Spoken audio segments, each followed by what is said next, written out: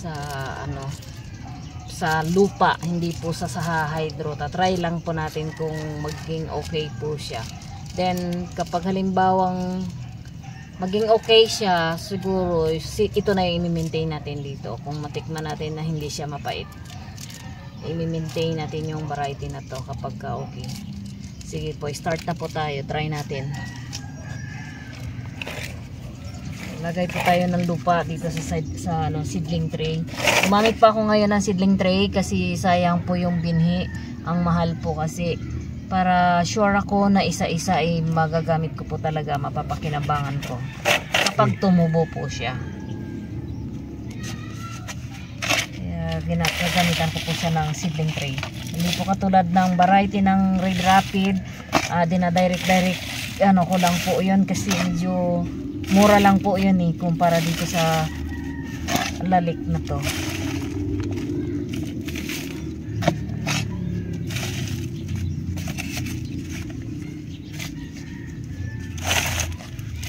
Ganyan lang po yung pag ano ko. Lagay ko ng lupa dyan. Medyo ano ko lang ng konti. Para pag nagkaugat siya, buo.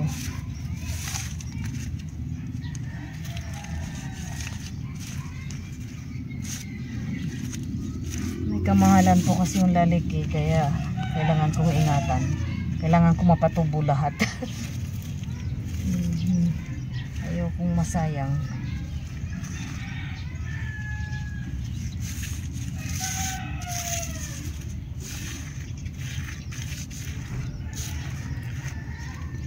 May bato. Hindi pwede yung bato.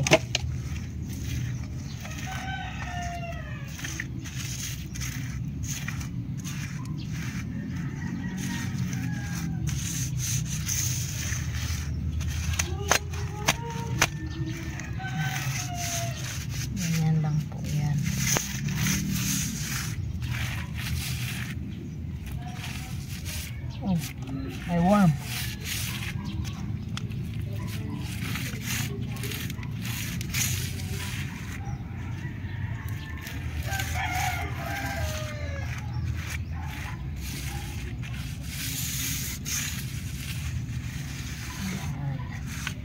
Ayan po. Then, ang next ko pong gagawin dyan ay ano ko po,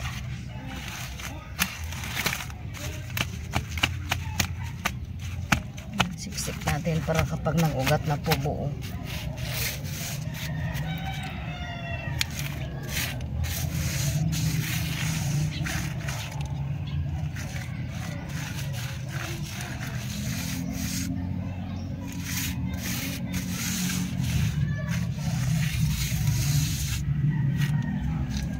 Try po natin. Next natin gagawin ay siguro malaki. Dapat matakpan ng husto yan Malaki siya, wait lang. Aray, kukwata. Sana ang kukupit. Mas maganda po sana yon. At least hindi siya ano, buhag-hag sana siya masyado.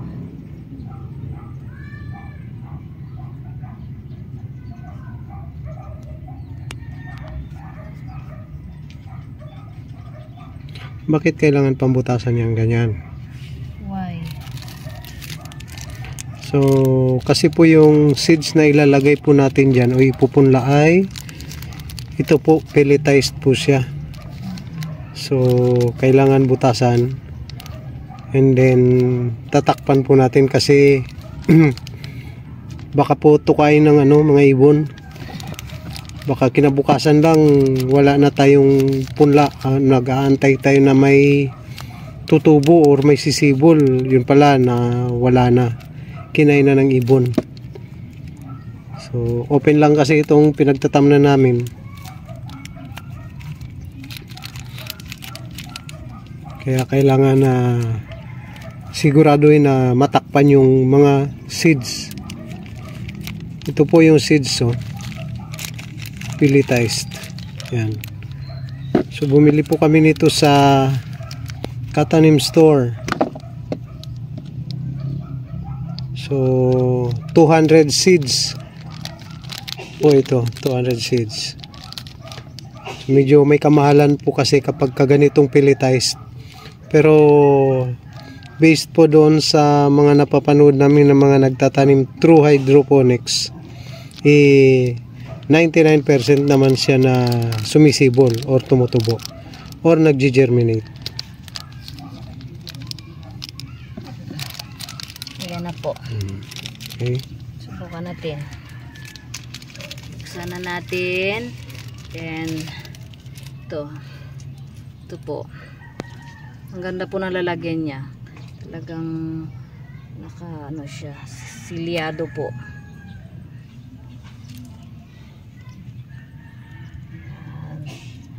Try po natin yan. Isa-isa lang po yan, bawat hole niya.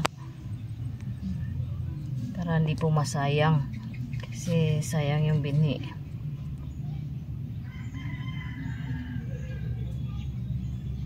May kamahalan.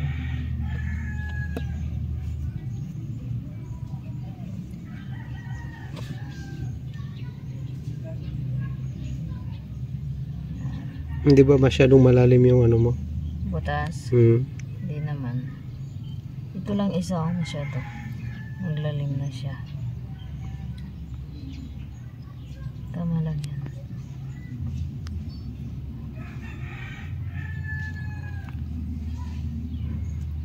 So bawat po pellet na ganyan ay isang seeds po ang nakalagay po dyan.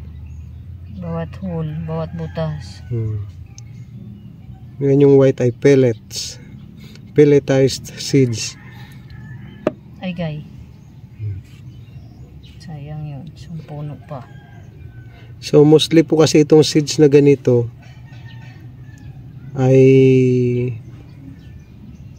itinatanim ng mga farmer na gumagamit ng hydroponic system.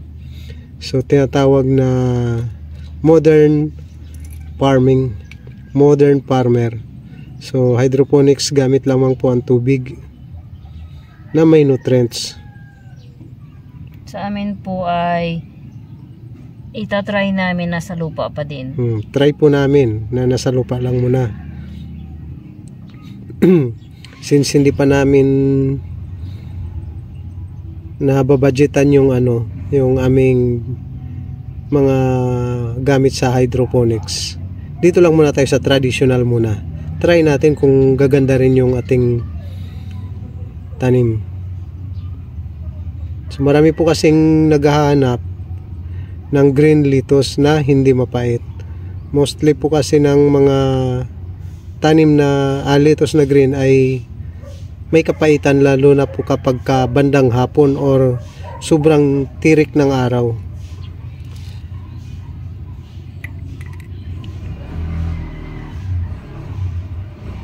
So, try natin dito.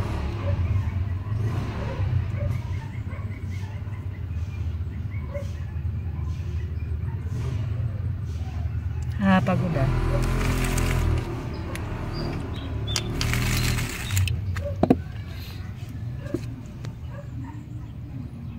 Ay, Dalawa yun. dalawa. Patay tayo dyan. Yan. Nabasa na siya. Ito ba meron?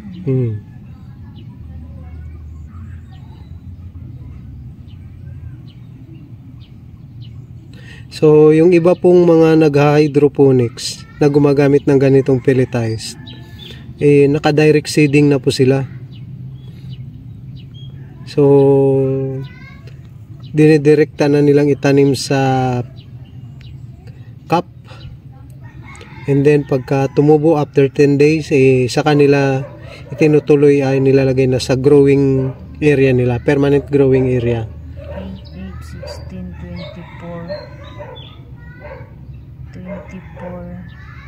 28, 100 pelletized. Ilan daw ito? 128. So sakto talagang 100. 100? So sakto? Sakto talaga siya, 100. Kasi yung holes po is 128 pieces. Tapos 100 pelletized po yung laman ng bawat isang cup na maliit yung lalagyan. So sakto po talaga. So ganito yung lalagyan niya, sakto na 100. 100 seeds. So ito po kasing tray namin ay 128 seeds ang ano, 128 holes yung seedling tray. So may natitira na 28 na hindi nalalagyan. So sakto po yung seeds. So saktong-sakto po. Kay galing po ito sa Katanim Store sa Shopee at saka sa Lazada. Katanim, Sir Marvin Baisa, shout out sa iyo and salamat sa seeds mo. Itatry na namin to, tinatry na namin ipunla. Saktong-sakto siya. Walang kulang, 100 pilitays talaga.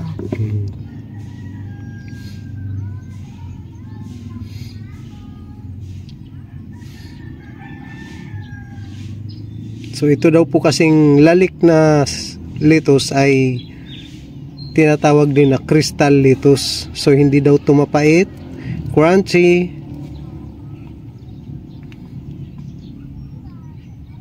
tsaka mabilis pong lumaki. Tsaka po hindi siya mapait yan, yung ano na yan. Dalawa na naman. Wait lang, unahin ko lang yan.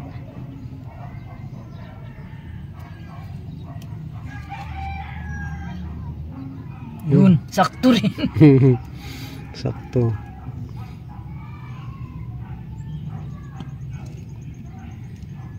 Sana pagka makaipon-ipon tayo, maka-set up tayo ng hydroponics natin.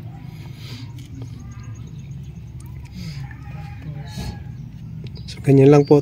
Pagkatapos po na lagay na ganyan, takpan lang ng konti.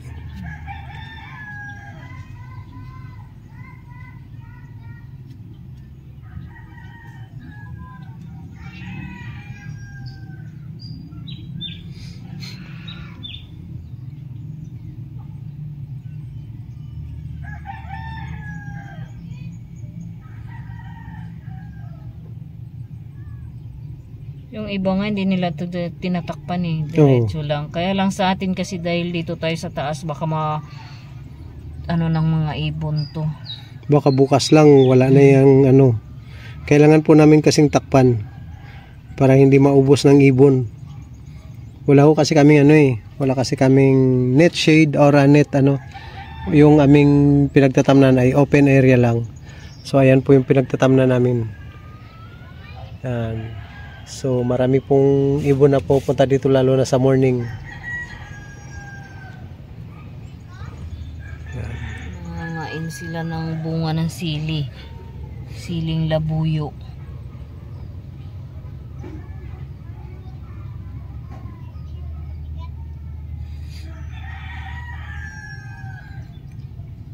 Dapat pala lagyan natin din yan ng date. Oo. Doon sa 13 May 13, di ba?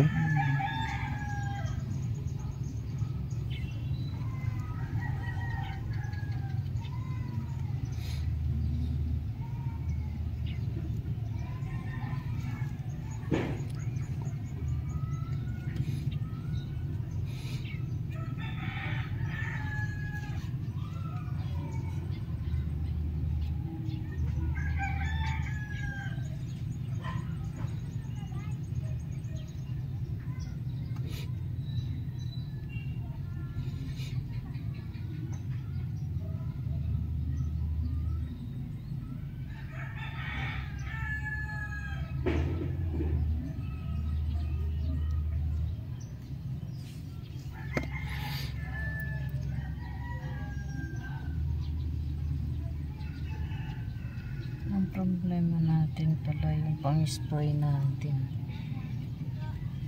Okay.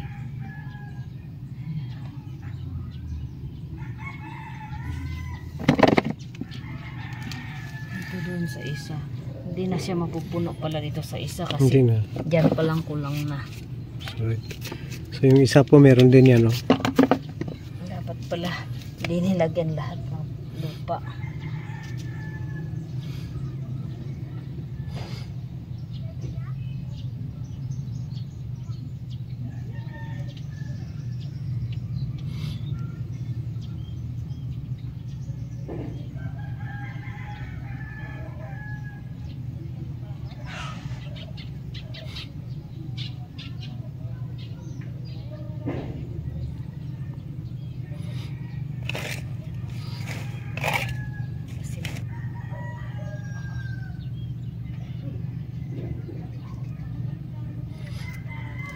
tabi natin tong ano, lalagyan na to ng seeds. Pwede nating itakip dito yung mga, lagay dito yung mga seeds.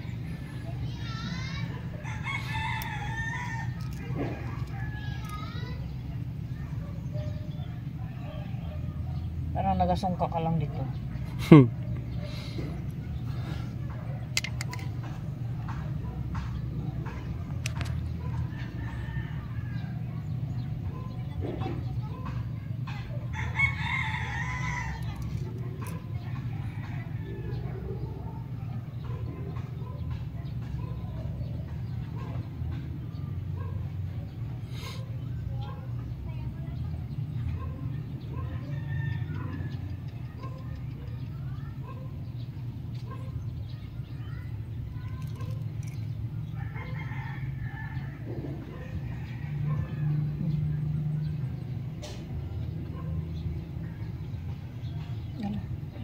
Dalawa rin yun.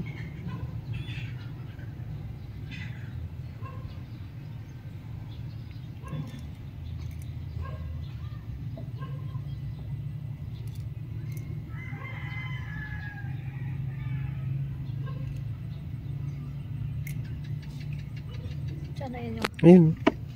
aray ko. Grabe yung likod ko dun.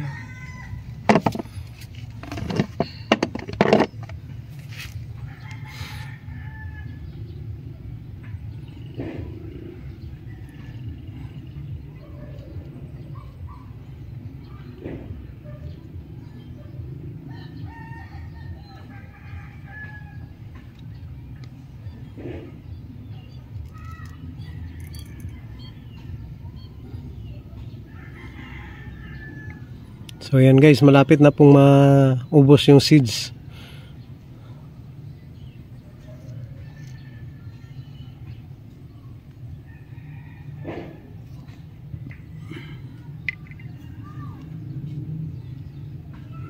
Lapit na tayo matapos.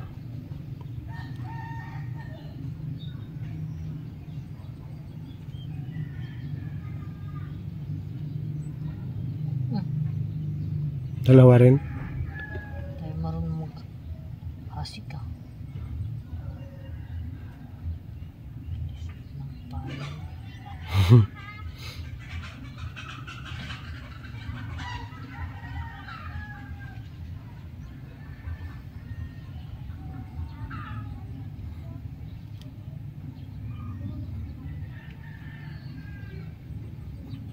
Yan pa, mayroon pa isa nakalutang.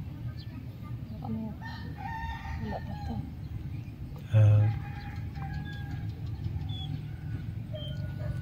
Yan, okay po.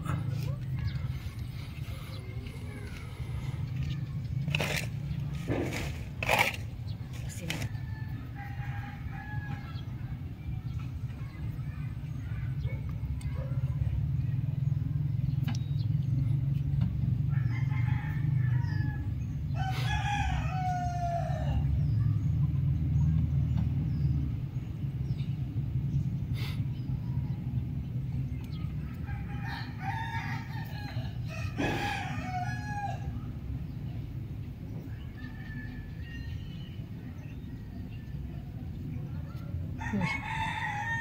Ano pa ako dyan, ah.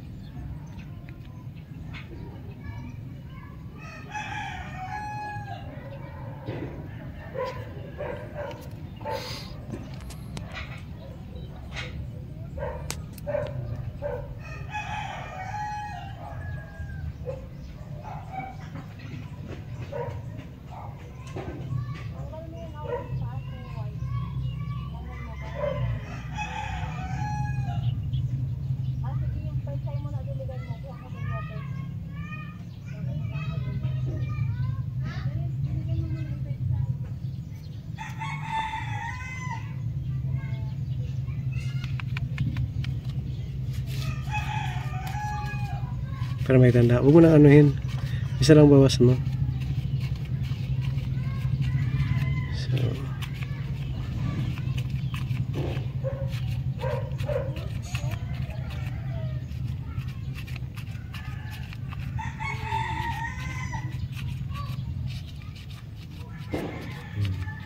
So, ayan guys. Tapos na pong maglagay ng mga seeds.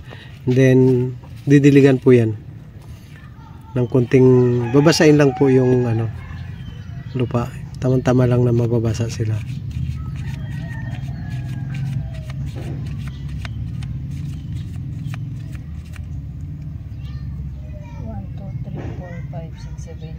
9 times 8,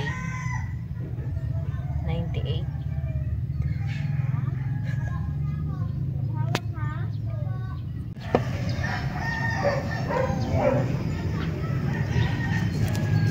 Ang problema natin ito is Pandilig. Pandilig natin ay wala Ayan tayong pa. pang spray, dahil ang pang spray natin merong nakalagay.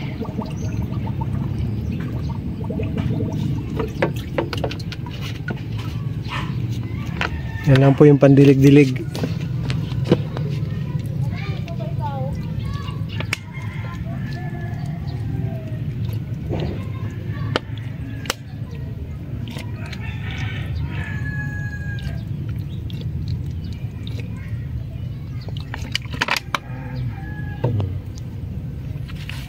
Then, set aside lang muna. Lagay doon mami sa Lagay. takpan lang natin ng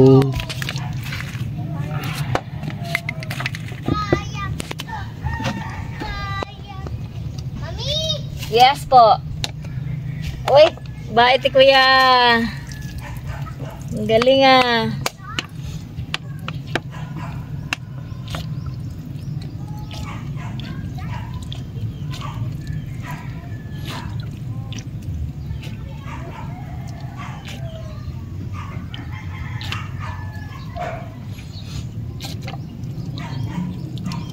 Yan.